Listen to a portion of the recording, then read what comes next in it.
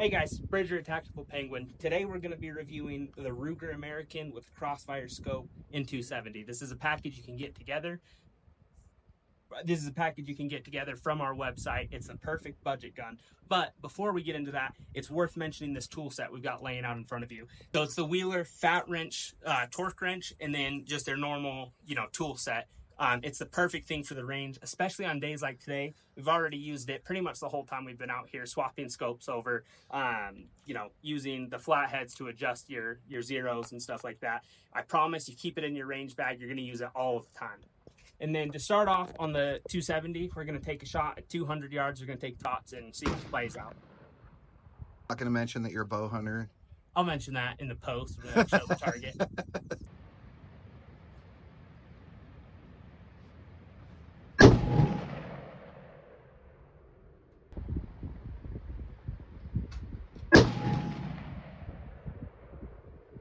Alright guys, so we're back with the Ruger American. This is a combo that you can buy straight off our website with the Crossfire. This is the 4-12 and then just the standard Ruger American. We like this gun for a bunch of reasons. It's perfect if you're wanting to test a caliber out on a budget, or if you're a new hunter, or if you're trying to get your significant other into something and you just don't want to spend a ton of money on a rifle. We believe that it performs without sacrificing quality parts, and that they are able to cut the price down with parts that aren't necessarily as important. So we'll go through and we'll give you a beginning to end review on what we like and don't like about it. And so starting off with maybe the best part of this is the cold hammer forged barrel. So this is going to be a 22-inch on this rifle. I've been very pleasantly surprised with how it's shot. We can get groups out of it all day long. As you can see from the target, it performs better than anything else in that, under $600 category as far as barrels go. So been really pleased with that. And then moving on, most of the ones you'll see will have a factory installed Picatinny rail. I have that traded out for just some Vortex bases to go with the Vortex rings. That's convenient. The full length Picatinny really is a great setup. I've set plenty of cheap rifles up, and then all of a sudden the scope doesn't fit, or the rings are too high or too low, and it would be okay if you can slide it forward, or it's nice to have a full length Picatinny and have that versatility. And so just little perks like that make a difference. And then moving on to the bolt, it's going to be a one-piece 3-lug bolt, and this is where you see some of the sacrificing come in. It's a comfortable bolt, it throws nice, but you're going to notice some finish, some machining marks on it, and then the finish isn't the same as it would be on a $1,000 rifle, which if you're balling on a budget, that should be attractive anyway, because you don't want you would rather have a finish like aesthetic looks than sacrifice utility. And it's still a comfortable bolt. They're sturdy. It doesn't have the same hiccup that a lot of the lower end rifles have when going up off of a trigger pull. And then it's going to have tang safety. It's very easily accessible. And then you're going to have an injected plastic mold stock. Again, that's where the biggest budget cut comes from, is the stock. It's lightweight, but it doesn't feel as sturdy as some, but we put this rifle through a lot and we haven't seen a crack on it, or just scratches easy. Then moving on, it's got a nice recoil pad on it, pretty standard stuff right there. And then moving down to their marksman trigger, it's going to be a 2-stage adjustable trigger from 3 to 5 pounds. It's set to about 4 right now.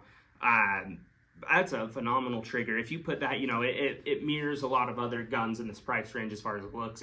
But if you put it up against, an AccuTrigger or some others, there's a noticeable difference, and it does perform really, really well. And another thing I was pleasantly surprised about for, a gun of this price range. The barrel is going to be seated with their patented power bedding system, which is an integral bedding block, free floated barrel. Pretty standard stuff. It works great. And then moving on to the scope, it's a 4-12 Crossfire. Pretty straightforward. No ballistic turrets, no parallax, unfortunately. Cast, it's going to be lightweight. and so, you know, the cons of it are you're not going to have the features you would of a high-end scope. You're not going to have a parallax adjustment. The ballistic turrets are nice, but the pros you get off of it is, one, obviously cost. You know, it helps keep that price down, and then for a package coming in right around, you know, $600 to $700 scope and rifle, you can't really ask for much more. For the the scope that sells by itself for under $300, I was really impressed by the clarity of it. It's pretty crisp. It's got a decent eye relief on it. You know, you have to adjust shifting between ranges quite a bit, but that's to be expected. And so overall, this is a great package. I've had this gun for a few years myself. I've killed elk with it. I've killed deer with it. It performs great. We like them a bunch, and it's our #1 recommendation for a beginner hunter or somebody who's balling on a budget.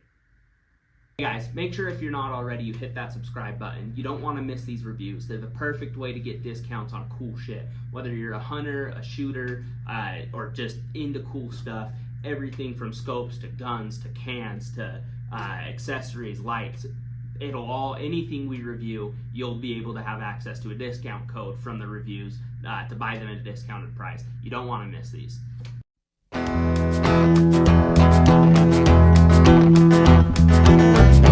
Polo Wagner and a bucket of cornflakes, what I recall from my youth. Daddy usually picked the guitar,